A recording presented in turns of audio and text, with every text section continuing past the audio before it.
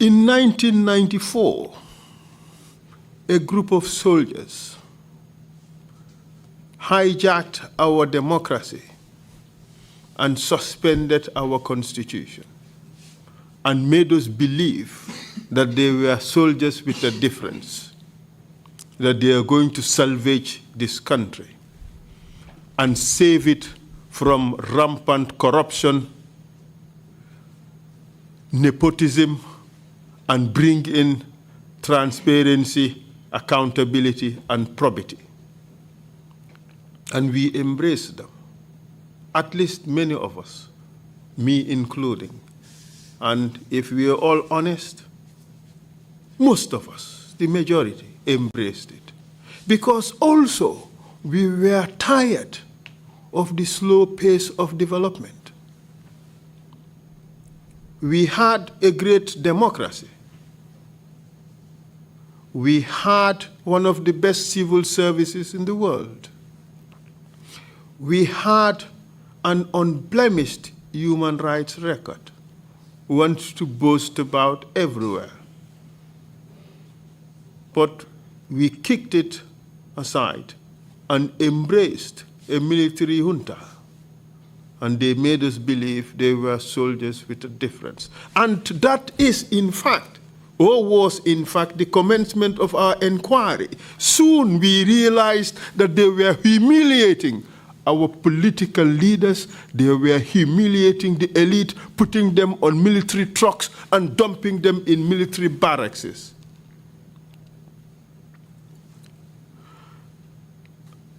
They attacked people on the roads to show power. People were shot at by these convoys. We have received evidence from the actual perpetrators. Sana Sabali himself came here and told the commission all those shenanigans they were doing. They were imposing their will on the Gambian people in the most dastardly manner. Mr. Chair, we saw them attack the security personnel and dumped most of the senior security officers in jail unlawfully. Unlawfully. And we have seen how on the night of September 6th, they nicodemously went to the jail and unlawfully tortured and brutalized these senior military officers.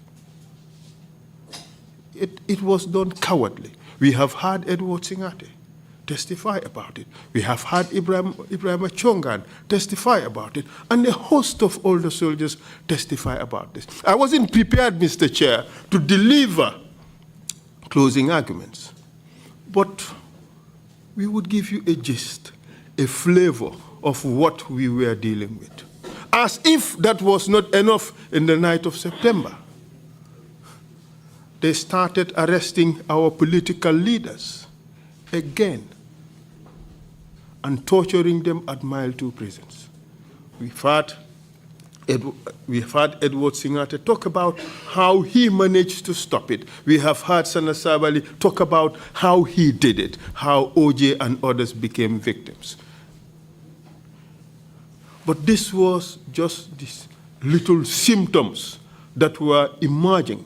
Lawyer Usman Silla wrote to Jammeh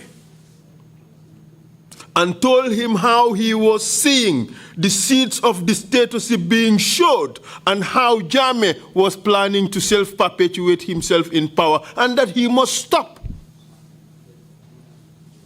He was one of the few brave men who dared the burgeoning dictatorship and protested directly to those concerned. But these guys, they had a different agenda. As they were pushing constitutional reform with a view to bringing in a new constitution, it was quite obvious, at least to lawyer Usman Silla, that these people had no intention of relinquishing power. Even if we were to return to democracy, it would be democracy as per members of the junta, democracy as per Yaya Jammeh. And the facts would soon unfold, Mr. Chair. as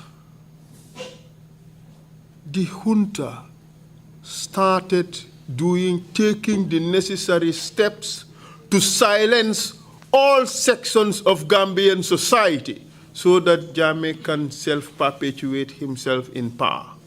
And we have seen the steps he's taken. The first was to silence the soldiers. We have heard what happened in November 11, where they took 11 officers and men of the Gambian National Army and executed them in cold blood, in utter, blatant violation of the law. These men were unarmed. They were stripped, almost naked, humiliated. They were tortured and executed.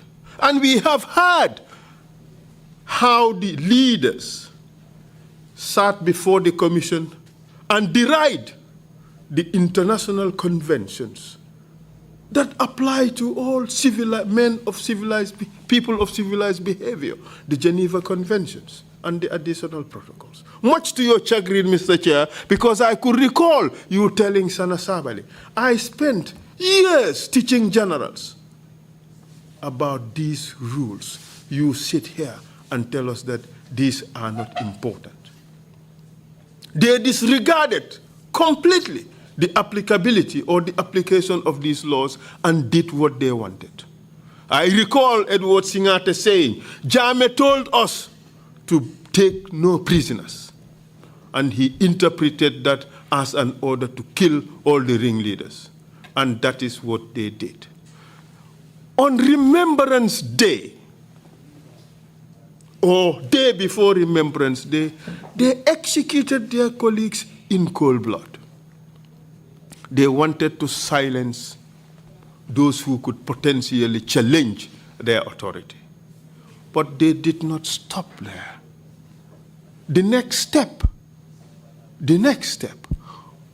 was to see who were the dissenters. Quickly, Sana Sabali realized that they are off onto the wrong track. Soon, Yaya Jammeh had different ideas. Sana had to go because Sana had the audacity to say, no, we got to go back to the barracks. We've heard Edward Singate about how they hatched a plan and eliminated him, and falsely accused him of something he never did and has no clue about, dumped him in prison, tortured him, and secured a conviction of him for 9 years. He even testified before the commission that he served his term. They wouldn't even let him out.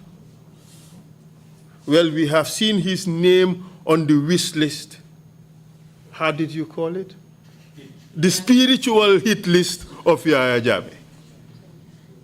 He was that much of a nuisance to him. He too deserved to die, at least spiritually. And then Koro Ceesay came. And then come Koro Ceesay, a young man with the brightest future ahead of him. Super brilliant, of high intellect, wonderful training. Because he objected to their nefarious plans, they had to silence him. But knowing Koro, sacking him from the job would not have silenced him, they decided to silence him permanently. Those were the words of Mustafa Marong, former Minister of Justice, who appeared before this commission. And that was the beginning of the crisis we were going to face. Because at that stage, Gambians started acquiescing. Gambians started accepting. The complaints reduced, and Jammeh won elections. Whew. The beginning of much more trouble to come. In order to further solidify his power, he started attacking the media. We have heard how over 140 personnel of the media fraternity were arrested, detained, and some tortured. We have heard how media houses were attacked and burnt, including that of our chief executive, Baba Gale Jallow, who on several occasions was whisked to the NIA, threatened and intimidated, like many of his colleagues who had to end up in exile because Jammeh had to muscle the media. They had to keep quiet so that he could self-perpetuate himself in power. But he did not limit himself just to that. He attacked the students because they dared to complain. We remember on April 10 and 11 how 14, at least 12 of our young people, students, were brutally butchered along Kairaba Avenue and near Red Cross and so forth.